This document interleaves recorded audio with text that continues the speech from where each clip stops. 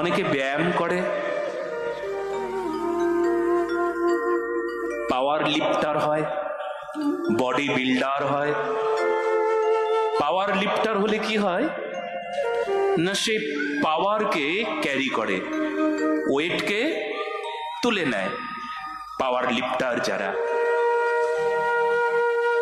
তাদের শরীরে এত সামর্থ্য হয়, তারা সেই ওজনগুলোকে 100 কুইন্টাল তুলে ফেলছে।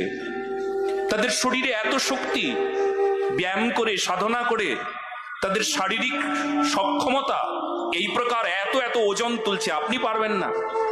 এত ওজন তুলছে পাওয়ার লিফটার যারা। তাহলে তাদের শরীরের সাধনা করে, মানে ব্যায়াম করে তারা পাওয়ার লিফটার হচ্ছে, তারা ওজন উত্তোলন করছে।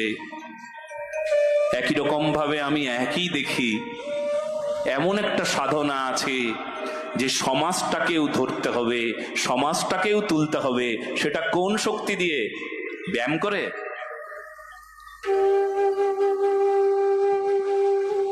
জিমে গিয়ে এমন শক্তি কি করে হবে যে সমাজটাকে তুলে ধরতে হবে, দেশটাকে তুলে ধরতে হবে?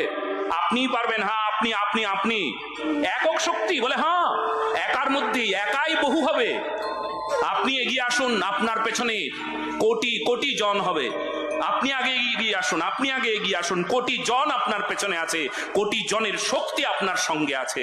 আপনি এগিয়ে আসুন। আপনি একা, হ্যাঁ প্রথমে একা, একাই এগিয়ে আসতে হয়। আপনি একা এগিয়ে আসুন।